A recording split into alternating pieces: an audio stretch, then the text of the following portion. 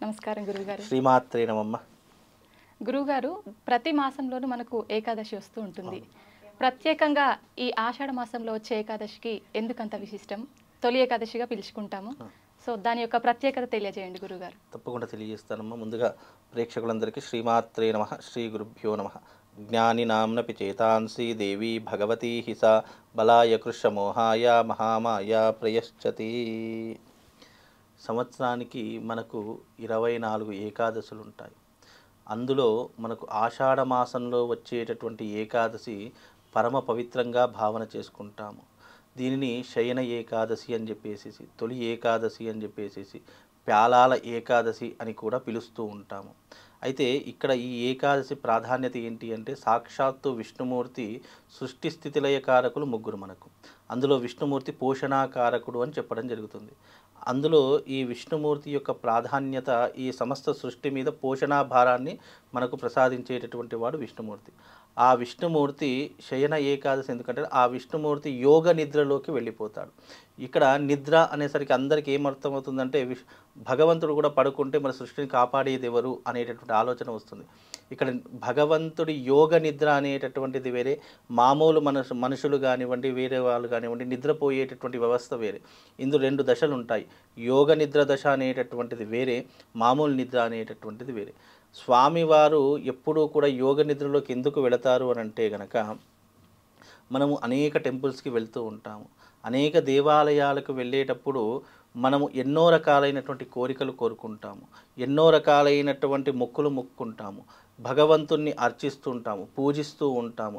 మనలో ఉన్నటువంటి నెగిటివ్ని ఏదైనా స్వీకరిస్తుంది అని అంటే కనుక ఒక పాజిటివ్ ఎనర్జీ స్వీకరిస్తుంది. ఆ పాజిటివ్ ఎనర్జీ ఎక్కడ ఉంటుంది అంటే దేవాలయంలో ఉంటుంది. అందుకే మనము ఏదైనా దేవాలయానికి వెళ్ళేటప్పుడు మన మనసు ప్రశాంతంగా ఉంటుంది.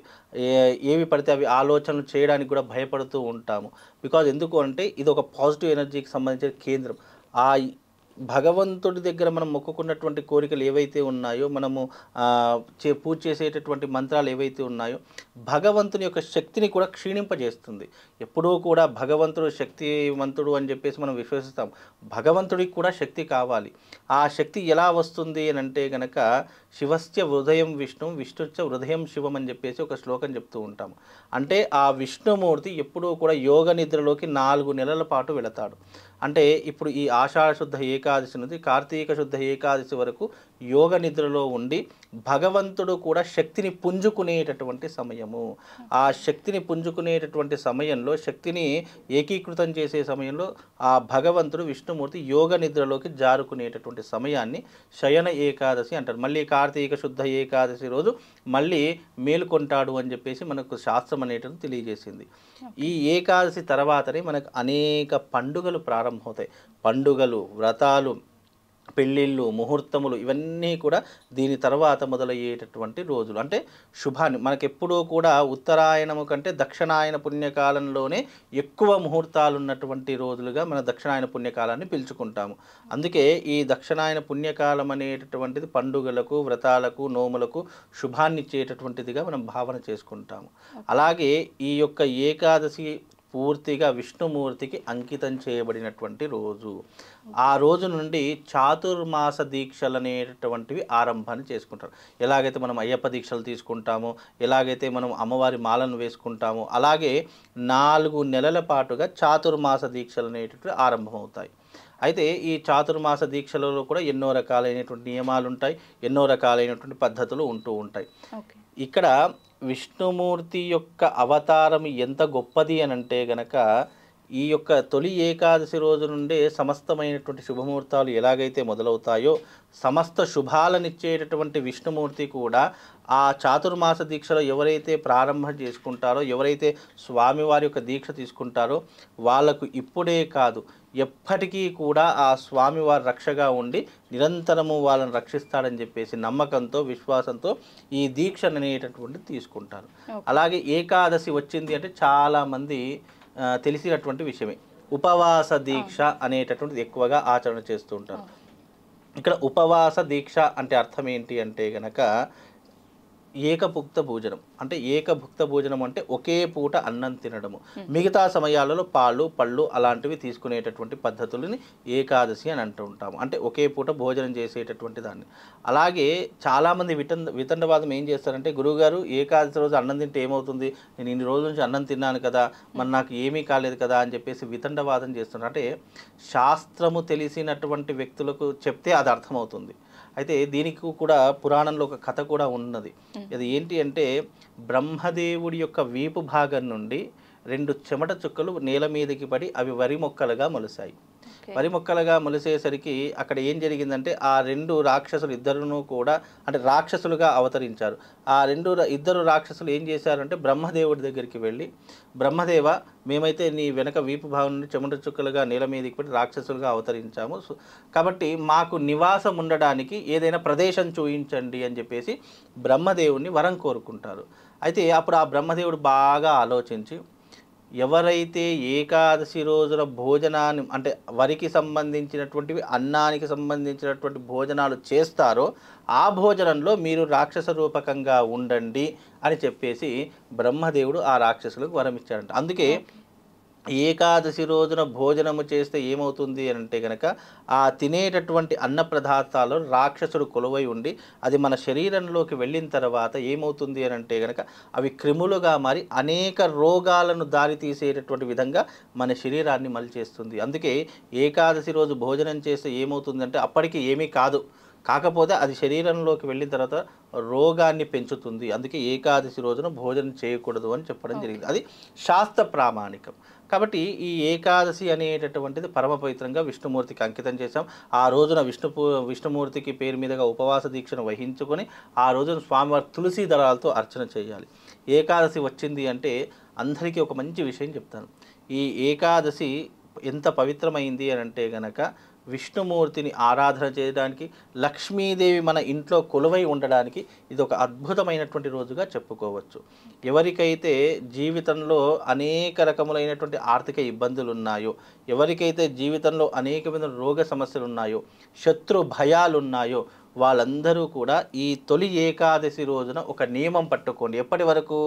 ఈ యొక్క ఆషాఢ శుద్ధ ఏకాదశి నుంచి కార్తీక శుద్ధ ఏకాదశి వరకు 4 నెలల పాటుగా నేను వాళ్ళకు ఒక మంత్రం చెప్తాను. ఆ మంత్రాన్ని గనక వాళ్ళు 4 నెలల పాటుగా చేస్తే గనక ఆ తర్వాత వాళ్ళ జీవితంలో రుణ సమస్యలు కానీ అప్పుల సమస్యలు కానీ తీరిపోయి వాళ్ళు జీవితాంతము అష్టైశ్వర్యాలతో తులతూగుతారట. అది ఏంటి అంటే గనక, ఓం శ్రీం హ్రీం శ్రీ మహాలక్ష్మీ నమః అనేటటువంటి మంత్రాన్ని రోజుకు 108 సార్లు చేసుకోండి. ఓం శ్రీం హ్రీం మహాలక్ష్మీ నమః అనేటటువంటి మంత్రాన్ని ఉచ్చారణ చేసుకుంటే గనక ఆ లక్ష్మీదేవి వాళ్ళ ఇంట్లో తిష్ట వేసి కూర్చుంటుంది. ఇక ఆర్థిక సమస్యలకు కానీ డబ్బుకు కానీ వాళ్ళకు లోటు ఉండదు, వాళ్ళకు ఎలాంటి ఆర్థికపరమైనటువంటి ఇబ్బందులు రావు. అలాగే రోగ సమస్యలు రుణ సమస్యలతో ఉన్నవారు కూడా ఈ మంత్రాన్ని ఉచ్చరించడం ద్వారా రోగాలు మన దాకా రాకుండా ఉంటాయి. ఎందుకంటే ఈ యొక్క ఆషాఢ తొలి ఏకాదశి ఏదైతే ఉంటుందో అది భగవంతుని ప్రసన్నం చేసుకోవడానికి కాకుండా మనలో ఉన్నటువంటి చైతన్యాన్ని పెంచుకోవడానికి కూడా. ఇప్పుడు భగవంతుడు ఎలాగైతే శక్తి కోసం తపస్సు చేయడం మొదలుపెట్టాడో మనం కూడా అదే మార్గం గుండా వెళ్ళి ఆ స్వామివారిని అర్థించి ఆ స్వామివారి యొక్క మంత్రం చెప్పుకుంటూ వెళ్తే మనకు కూడా శక్తి అనేటటువంటిది ఉత్పన్నమవుతుంది. మానవ శరీరంలో శక్తి ఉత్పన్నం అయ్యింది అంటే మనిషి ఏది మాట్లాడినా నిజమవుతుంది, మనిషి ఏది చేసినా కూడా అందులో కార్య విజయం దక్కుతుంది. అలాగే మనిషి ఏది చేసినా కూడా అందులో ఆయన యొక్క ప్రత్యేకత కనిపిస్తుంది. అందుకే ప్రతి ఒక్కరికి శక్తి అనేటటువంటిది కావాలంటే ఇలాంటి గొప్పనైనటువంటి రోజులలో ఇలాంటి మంత్ర ఉచ్చారణ చేసుకుంటే కనుక మనకు తెలియకుండానే మన శరీరంలో ఒక శక్తి అనేటువంటిది ఉత్పన్నమై మనల్ని ఎప్పుడూ కూడా ప్రొటెక్ట్ చేస్తూ ఉంటుంది. ఎలా అంటే ఉదాహరణకు చెప్తాను. ఇప్పుడు ఉదాహరణకు భారీ వర్షం పడుతుందమ్మా, వర్షాన్ని ఆపే శక్తి మన దగ్గర లేదు. కాకపోతే వర్షం మన మీద పడకుండా మనం ఒక ప్రొటెక్షన్ లాంటిది ఏర్పరచు, ఒక గొడుగో ఒక రెయిన్ కోటో ఒక కార్లో కూర్చుంటే మన మీద వర్షం పడకుండా మనము ప్రొటెక్టెడ్లా చేసుకోవచ్చు. అలాగే మంత్రం యొక్క గొప్పతనం ఏంటి అంటే ఇది సృష్టి కోసమో లేదా పక్కనున్న వాళ్ళ కోసమో లేదా వేరే వాళ్ళ కోసమో కాకుండా మనల్ని ఉద్ధరింపజేసుకోవడానికి, మనం ఎప్పుడూ కూడా ఆరోగ్యంగా ఉండడానికి, అష్టైశ్వర్యాలతో ఉండడానికి ఇలాంటి మంత్రం మనం చేసుకున్నాము అంటే గనక మన జీవితం మనం ఉద్ధరింపజేసుకున్న వాళ్ళం అవుతాం. కనుక ఈ మంత్రాన్ని ఈ యొక్క ఆషాఢ శుద్ధ ఏకాదశి నుంచి మొదలు పెట్టండి. 4 నెలల పాటు నిరంతరం చేసుకుంటూ ఉండండి. తప్పకుండా అనుకున్నటువంటి కోరికలు ఏవైనా సరే అవి తప్పకుండా జరిగే తీరుతాయమ్మ. అంత గొప్పనైనటువంటిది ఈ ఏకాదశి. గురువుగారు ప్రత్యేకంగా ఈ ఏకాదశి రోజు ఈ దైవాన్నే కొలవాలి, ఈ నైవేద్యమే పెట్టాలి, ఇలా ఏమన్నా ఉంటుందా గురువుగారు? తప్పకుండా ఉంటుందమ్మా. ఎందుకంటే ఇవన్నీ కూడా చాతుర్మాస దీక్షకు సంబంధించినటువంటివి. అలాగే ఈ విష్ణుమూర్తికి అంకితం చేయబడినటువంటి రోజులు కాబట్టి విష్ణుమూర్తికి ఇష్టమైనటువంటి నైవేద్యం తీపి పదార్థాలు, పాయసం లాంటివి కానివ్వండి, పరమాన్నం లాంటివి కానివ్వండి, తీపి పదార్థాలు స్వీట్ లాంటివి కానీ, దద్దోజనం, పులిహోర, చక్కెర పొంగల్ ఇలాంటి ప్రసాదమైన స్వామివారికి మనం పెట్టవచ్చు. కానీ ఏది పెట్టినా అందులో తప్పకుండా తులసీ దళం అనేటటువంటిది ఉంచాలి. తులసీ దళం లేనటువంటి నైవేద్యం విష్ణుమూర్తికి అస్సలు ఎక్కదు. కాబట్టి నైవేద్యంలో తప్పకుండా తులసీదనం అనేటటువంటిది పెట్టాలి. స్వామివారి ఆరాధించేటటువంటి వాళ్ళు, చాతుర్మాస దీక్షలో ఉన్నటువంటి వాళ్ళు తప్పకుండా నియమ పద్ధతులు పాటించాలి. అంటే నేల మీద పడుకోవాలి, సాంసారికమైనటువంటి జీవితానికి దూరంగా ఉండాలి. ఉదయకాలం సూర్యుడు ఉదయించక ముందే మనం స్నానాది క్రతువులన్నీ చేసుకొని పూజ చేసుకొని రెడీగా ఉండాలి. అలాగే సాయంకాలం ఈ చాతుర్మాస దీక్షలను ఉదయకాలం సాయంకాలం 2 పూటలా స్నానమాచరించాలి. దీనికి విధి విధానాలు పద్ధతులన్నీ కూడా ఆయా ప్రాంతం వాళ్ళు చేసుకునేటటువంటి అవకాశాలు ఉంటాయి. కనుక ఇది చాలా ప్రత్యేకమైనటువంటిది. ఇక్కడ నుండి పండుగలన్నీ మనకు ప్రారంభమవుతాయి. కాబట్టి ఈ తొలి ఏకాదశి ఎవరైతే ఆచరణ చేసుకుంటారో వాళ్ళకు అష్టైశ్వర్యాలు, సుఖ సంతోషాలు, భోగభాగ్యాలు అన్నీ కలుగుతాయమ్మా. గురువుగారు ఇప్పుడు ఏకాదశి రోజు ఉపవాసం ఉంటారు కదా, ఆ ఉపవాస విరమణ అనేది అదే రోజు చేయాలా లేదంటే మరుసటి రోజు చేయాలా గురువుగారు? అయితే చాలామంది ఏమనుకుంటారంటే మన సనాతన ధర్మంలో 12 దాటింది అంటే రోజు చేంజ్ అయిపోయింది, ఇక ఉపవాస దీక్ష వదిలివేయచ్చు, రాత్రి 12 అయిందంటే భోజనం చేసుకోవచ్చు అని చెప్పి చాలామంది భ్రమపడుతూ ఉంటారు. కానీ ఉపవాస దీక్ష నియమం ఏంటి అంటే కనుక ఈరోజు సూర్యోదయం అయ్యింది అని అంటే కనుక ఇవాళ ఏకాదశి ఉంది, మళ్ళీ ద్వాదశి వచ్చేంత వరకు మనం ఉపవాస దీక్షను చేయాలి. మళ్ళీ తెల్లవారుజామున సూర్యోదయం అయిన తర్వాత మనం దేవుడి భగవత్ ఆరాధన చేసుకొని స్వామివారికి నైవేద్యం పెట్టిన తర్వాత దానిని మనం ప్రసాద రూపకంగా స్వీకరించాలి. అప్పుడు దాని యొక్క నియమం అనేటువంటి పూర్తయిపోతుంది. ఉపవాస దీక్షను వదిలివేసేసి ఎప్పటిలాగానే భోజనాది క్రతువులు, అల్పాహారాలు, టిఫిన్ల లాంటివి చేసుకోవడానికి అవకాశం ఉంటుందమ్మా. ధన్యవాదాలు గురువు. శ్రీమాత్రే.